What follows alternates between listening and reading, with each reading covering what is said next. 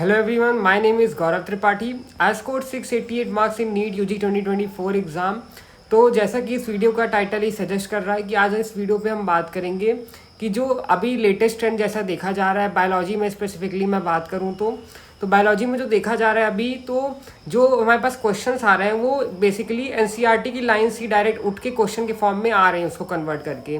तो इस तरीके से हमें बहुत ज़रूरी हो जाता है कि हमको एनसीईआरटी फुल डिटेल में पढ़ना पड़ेगा। लेकिन एनसीईआरटी कहीं ना कहीं लैंग्वेज वाइज थोड़ा चैलेंजिंग हो जाती है पढ़ने में। और एक बेस्ट वे क्या हो सकता है पढ़ने का, जो मोस्ट प्रैक्टिकल वे, जैसा कि टाइटल पे लिखा है, जो मोस्ट प्रैक्टिकल वे सारे टॉपर्स यूज़ करते हैं, जो मैंने भी यूज़ किए हैं और आप भी यूज़ कर सकते हैं to score 360 out of 360 also. क्योंकि आप अगर एनसीईआरटी में एक बार अपनी पकड़ बना लेंगे तो आपके लिए बायोलॉजी बहुत इजी हो जाएगी और फिर आपको चीज़ें बहुत क्लियर होने लगेंगी। और क्वेश्चंस भी सारे क्वेश्चन उसी से उठ के आने हैं। एनसीईआरटी आपके लिए बाइबल है नीट 2025 की, अगर मैं बात करूं तो उससे बाहर कुछ आने वाला नहीं है। तो इसी का तरीका देखते हैं हम कि किस तरीके से हम चीज़ों को पढ़ें। और एनसीईआरटी पढ़ने के साथ साथ ज़रूरी ये कि हम लॉन्ग टर्म तक उसको अपनी मेमोरी में रख सकें। तो वो चीज़ हम किस तरीके से कर सकते हैं। तो जैसा कि अब मैंने एक रैंडम चैप्टर उठाया है, फैक्टर्स अफेक्टिंग फोटोसिंथेसिस चैप्टर का फैक्टर अफेक्टिंग फोटोसिंथेसिस एक टॉपिक उठाया है। उसका सब टॉपिक है कार्बन डाइऑक्साइड कंसंट्रेशन। तो यहाँ पे आप देखेंगे मैंने बहुत कम चीज़ों को हाईलाइट करके रखा है। ये आपको भी इसी तरीके से करना है। पूरी बुक को अगर आप हाईलाइट करेंगे तो फिर वो मैसअप हो जाएगा सारी चीज़ें, और आप पढ़ेंगे तो वो कुछ समझ में आने वाली नहीं है। फिर आपको न्यू एनसीईआरटी ये बाय करनी पड़ेगी। इसलिए पहले आप 3-4 बार अच्छे से एनसीईआरटी को पढ़ लीजिए, उसके बाद आप खुद ही समझ जाएंगे कि क्या चीज़ हमारे लिए इंपॉर्टेंट है, हाईलाइट करने लायक क्या चीज़ नहीं है। मैं भी ऐसे ही करता था कि मैं पहले गो थ्रू करता था अच्छे से, 2-3 बार मल्टीपल रीडिंग्स करता था, उसके बाद ही ये चीज़ें एनालाइज करता था। अगर आप 2-3 बार उसको पढ़ेंगे, उसके क्वेश्चंस करेंगे, पीवाईक्यू एनालिसिस करेंगे, तो आपको ऑलरेडी चीज़ें क्लियर हो जाएंगी कि किस तरह के क्वेश्चंस आ रहे हैं। तो उसी चीज़ों को आप फिर अंडरलाइन करना स्टार्ट कर देंगे। तो मैं पहले ही बता दूं कि जहाँ पे भी अगर एनसीईआरटी में आपको अगर कोई ऐसी लाइन दिख गई जिसके बाद बिकॉज दिख गया, तो वहाँ पे आपको सीधे हाईलाइट करना है, क्योंकि उसी से असर्शन रीजन क्वेश्चन आने हैं। जिस तरीके से, जैसे देखिए मैंने यहाँ पे बहुत सारी चीज़ें अंडरलाइन नहीं की हैं, आपको पहले ही दिखा रहा हूँ।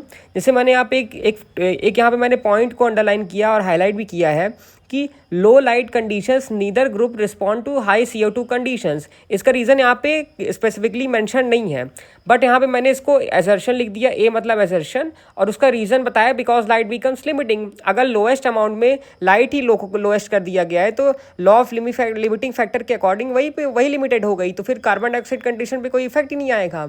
ये चीज़ यहाँ पे स्पेसिफिकली मेंशन नहीं की गई है, पर इसको उठा करके एक बहुत अच्छा एसर्शन रीज़न क्वेश्चन बन सकता है। तो इस तरीके से आपको भी सोचना है।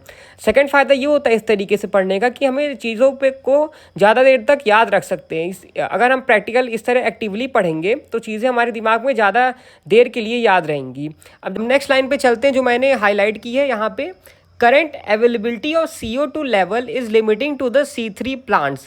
इसको मैंने असर्शन लिखा। इसका रीज़न क्या होगा, because they respond to higher CO2 condition.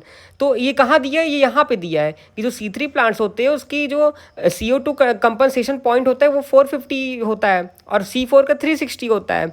तो इनडायरेक्टली यहाँ से उठकर एक बहुत अच्छा असर्शन रीज़न क्वेश्चन बन सकता है। ये सब चीज़ें आपको भी सोचनी है और ये सब चीज़ें अंडरलाइन करनी है।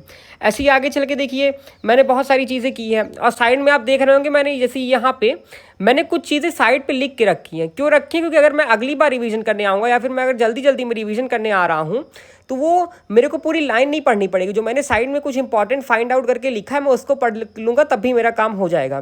जैसे यहाँ पे मैंने लिखा है C4 plant is equal to tropical plant in the expects of high temperature optimum. दोनों का हाई टेम्परेचर ऑप्टिमम होता है, C4 प्लांट का भी, ट्रॉपिकल प्लांट का भी, सॉरी।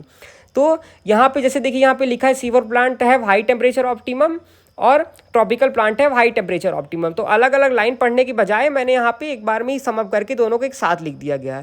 तो इस तरीके से आप इन चीज़ों को कर सकते हैं। अब जैसा कि अब आप फिर से देखेंगे, ये मैंने नेक्स्ट चैप्टर लिया है रेस्पिरेशन वाला। तो यहाँ पे देखिए मैंने एक यहाँ पे असर्शन लिखा होगा, अगर आपको दिख रहा है कि respiratory pathway is an एम्फीबोलिक pathway. यहाँ पे देखिए सीधे बिकॉज लिखा है, बिकॉज को मैंने यहाँ पे आर लिखा, रीज़न लिखा। क्या है इसका reason, because respiratory pathway is involve in both anabolism and catabolism. हम इसको क्यों एम्फीबोलिक बोल रहे हैं, क्योंकि कैटाबॉलिज्म भी हो रहा है रेस्पिरेशन में और एनाबॉलिज्म भी हो रहा है, इसलिए इसको हम एम्फीबोलिक बोल रहे हैं। इससे एक हमारा असर्शन रीज़न भी प्रिपेयर हो गया, साथ साथ हमको ये याद भी रहेगा क्योंकि एम्फीबोलिक क्यों होता है ये, क्योंकि दोनों कैटाबॉलिज्म और एनाबॉलिज्म होता है। अगर हम किसी के कॉज में घुस जाते हैं कि उसका कारण पता करने लगते हैं कि ये क्यों हुआ, तो वो चीज़ें हमें ज़्यादा देर तक याद रहती है प्रैक्टिकली अगर देखा जाए तो वीडियो में आपने देखा होगा कि मैंने क्लियरली बता दिया है कि किस तरीके से आपको पढ़ना है।